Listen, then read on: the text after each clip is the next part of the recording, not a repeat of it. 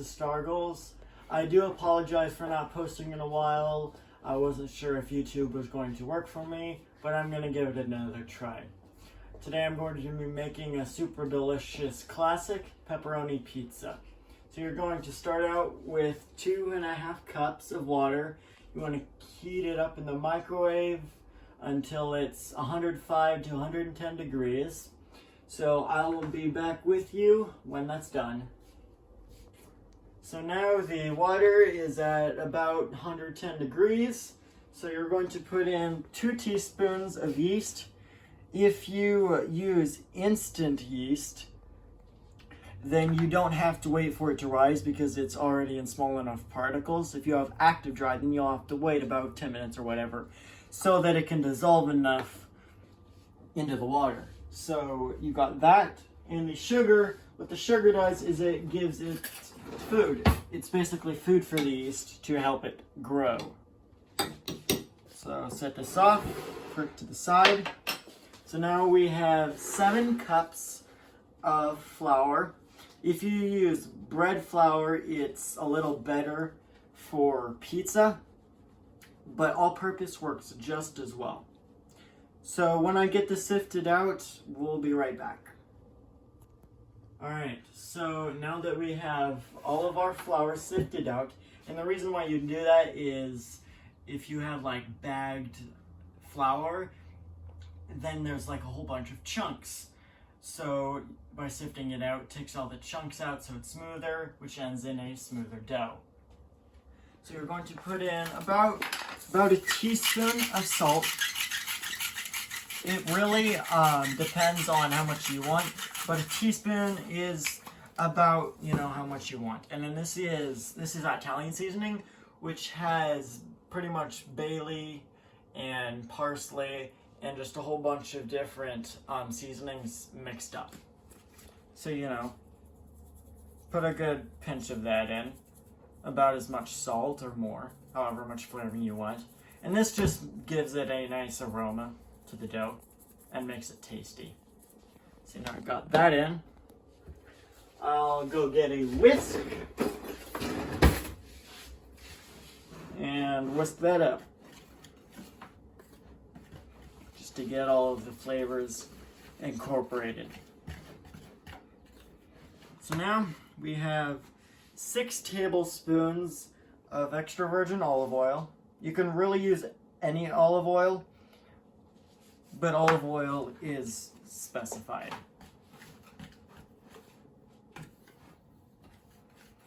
Once you get all of that mixed in, you see I spilt that. A lot of people do that. I've been cooking for a long time, and even I still spill. It's quite funny. So now that you have all of that mixed in, I'm going to take our yeast mixture, slowly drizzle that in. Now you can do this on a stand mixer, but I really like to do it by hand because it puts a little something in your heart, and it's quite fun. Especially when you have a passion for cooking. When you have a true passion for cooking, it makes it so much more fun. So I'm going to get this all incorporated to where it's a shaggy dough. We're almost there.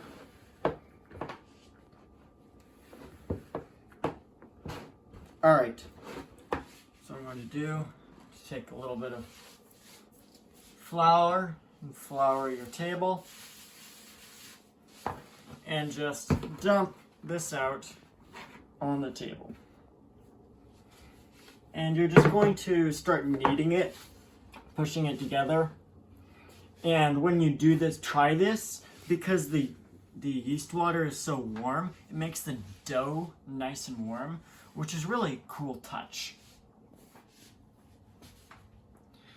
Now, this may take a while, and if it's getting really floury and crumbly and you can't seem to put it together, just add at most 1/4 cup of water, about a tablespoon at a time.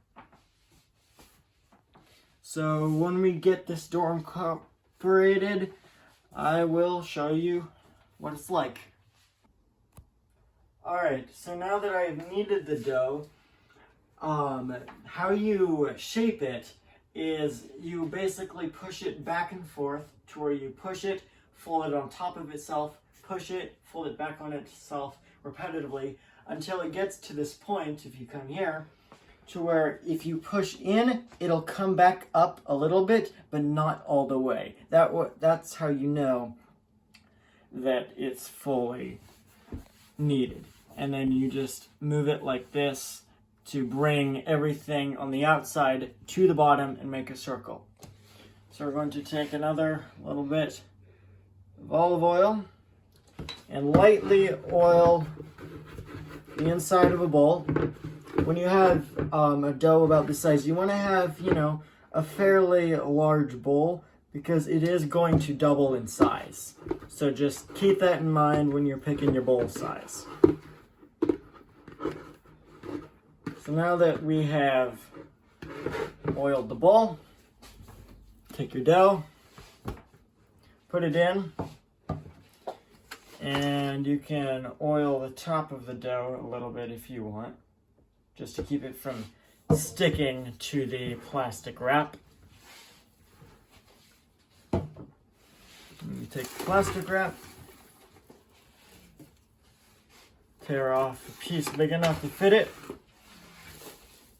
and once you have it completely covered, you're going to either set it in a warm place, for example, an oven that's turned off, or what I'm going to do is you can put it in the fridge overnight, and it will do just the same thing.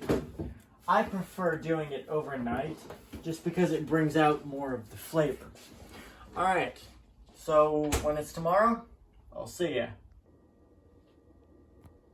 Okay, so it is the next day, and our dough has doubled in size. Come on over. So the reason that it rises is because all of the CO2 gases build up in the dough from the fermentation, excuse me. So you just punch it down, it releases all the gas. Let us put a bunch of flour just so it doesn't stick. And roll it out onto the table. I don't know if you can hear it or not, but you'll hear like a bunch of bubbles popping. That's just all the CO2 being released from the dough. And right now you just want to knead it just to get it back to its original state. Shouldn't take long at all. Alright. And when you're making the ball, you want to start from the middle, and as you're going around the dough, you go down to the bottom just to make that ball shape. Okay. Then you cut it in two. If you wanted a smaller pizza, you could cut it in 3 or 4, but I like a bigger pizza. Whatever fits your preference. Put some more flour down. And right now what I'm going to be doing is you're going to be forming each of these into individual balls. Cover them with this towel and let it proof for another 30 minutes before you form the pizza.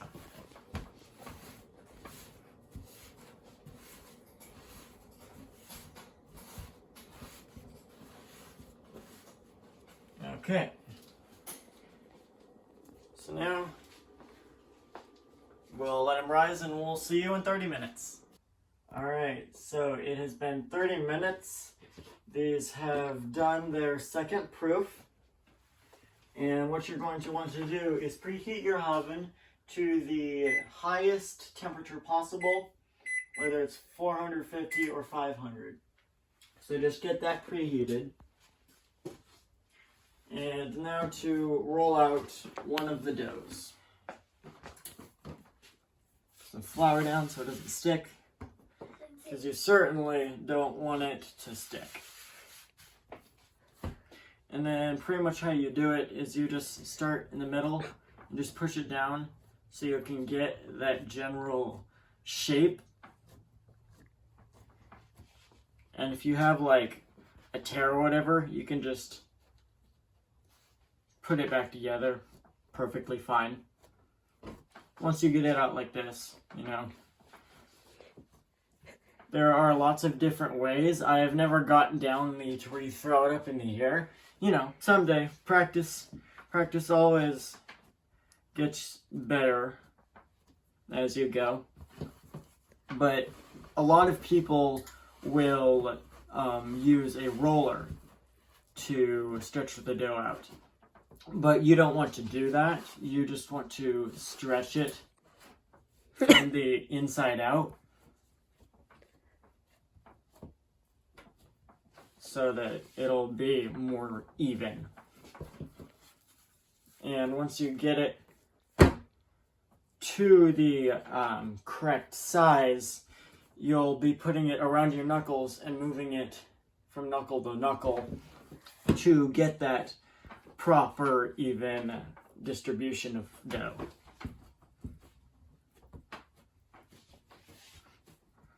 I've always loved making pizza. I didn't start till about a year ago, but once you get the practice in, it's a lot easier than it looks. See, even I'm still perfecting it. But hey, over time, you know, as you get it down, you certainly get better.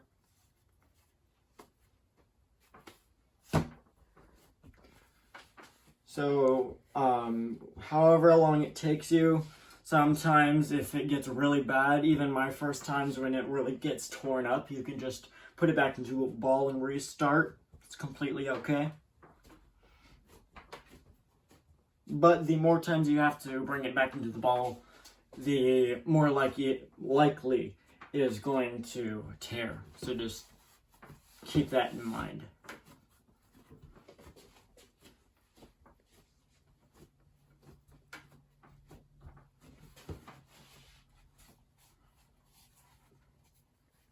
Alright, so when I get this fully rolled out, I'll show you what it looks like. Alright, so I have shaped my dough. I'm only going to do this one for now, but I've got it out to be as thin as I can, whatever fits your preference again. So we're going to come over here, and I'm going to show you how to make the sauce. We're going to use tomatoes. San Marzano tomatoes are the best ones in my preference, but you can really use any diced or whole tomatoes that you like. So you just take a can opener or whatever you use to open a can. I have seen a way that you can use it with a spoon, which is quite interesting, but I think this would be a lot easier. So you just open it up, got your tomatoes. So you put your pan on at medium heat and put, about a tablespoon, maybe less, of oil, and let that heat up. So I'm going to go into the fridge. I'm going to grab some garlic. I have minced garlic. You can also mince your own garlic, but again, this is easier. And this just adds flavor, that's all. So add, about a teaspoon or so.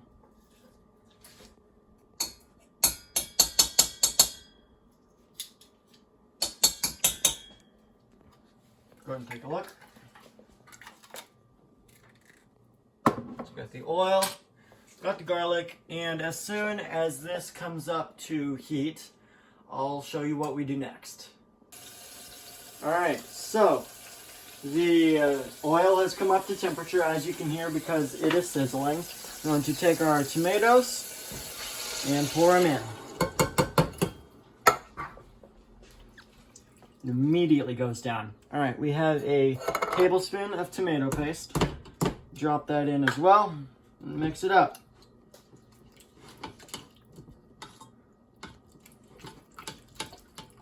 You can add whatever flavors you want. Traditionally with traditional Italian pasta sauce or pizza sauce, it is just salt, but I prefer to use a little more like pepper or basil, whatever you like.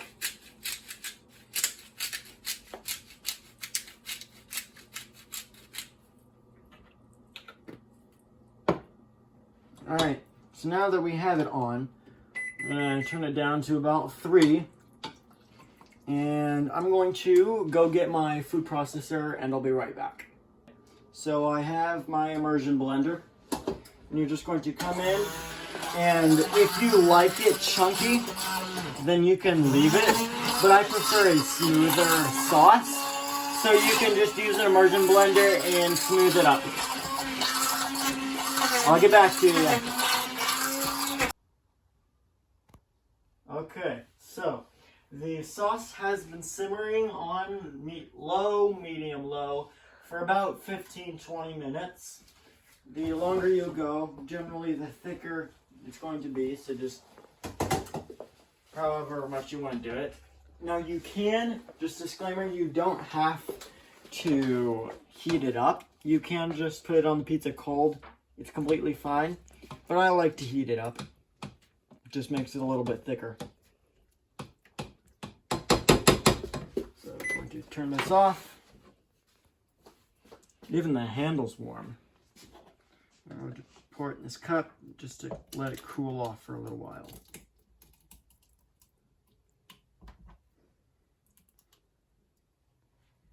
Ooh, it fits perfectly. That's so satisfying. You know, like when you don't think something's gonna fit or work, but then it does, and it's so satisfying. That's what this is. Alright, we'll leave this right here for a little bit just to cool. And when it is cool, I'll let you know. Alright, so the sauce has cooled down significantly. It's not completely room temperature, but that's okay.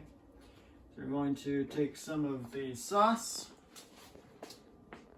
And I like using a ladle to where you can use the back of the spoon to spread it around like that. You can use however much sauce you want.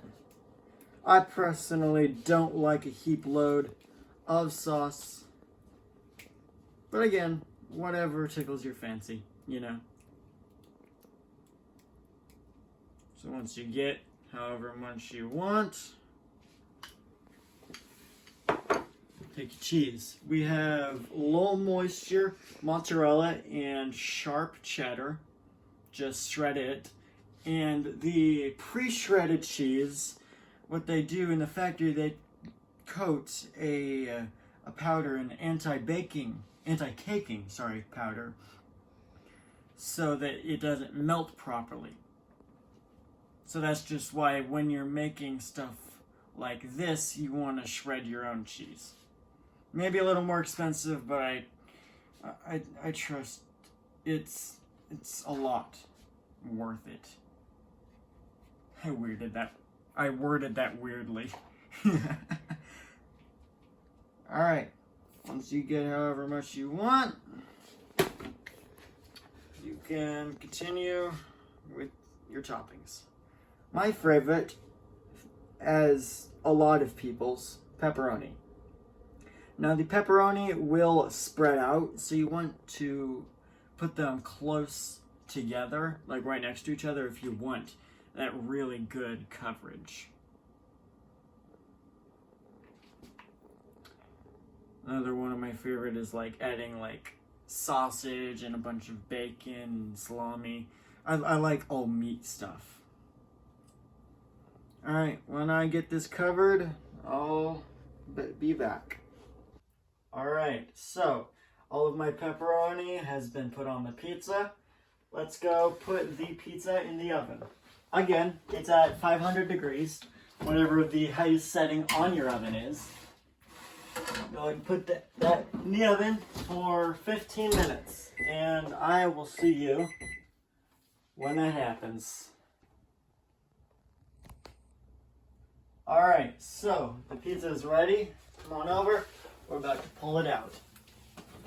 And when you are pulling something out of the oven, you want to have the lid all the way down because you could accidentally burn yourself or someone else.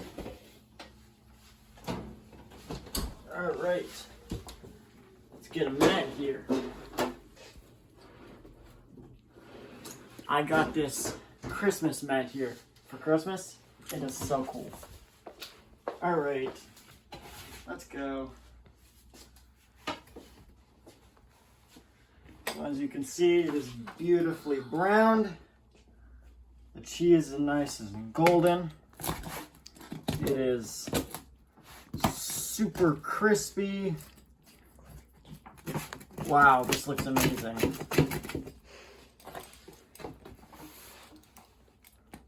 Let me know.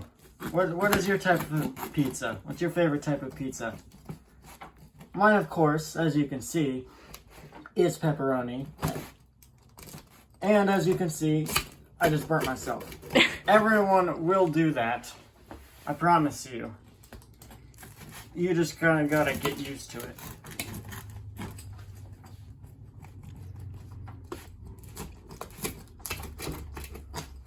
Unless you're constantly thinking about it, you don't really like have it on top of your mind.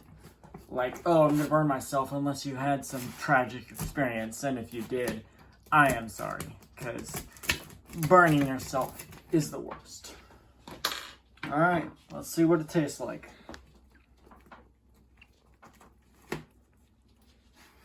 As you can see, this is obviously going to be tasting amazing because that cheese just fell right off. It's a little hot to eat right now, and by a little I mean a lot. So I think I'll be back when it's cool enough to eat. Alright, so the pizza has cooled down enough. Let's go and try a slice. You always gotta choose like which one is the best. I'm gonna go with this. First off, again, it's nice and golden brown. It's got a nice crispy. Let's see. I like that because it's nice and chewy on the inside. Yeah, it has a really clean crisp on the outside. The cheese is well browned. Well, golden, I should say.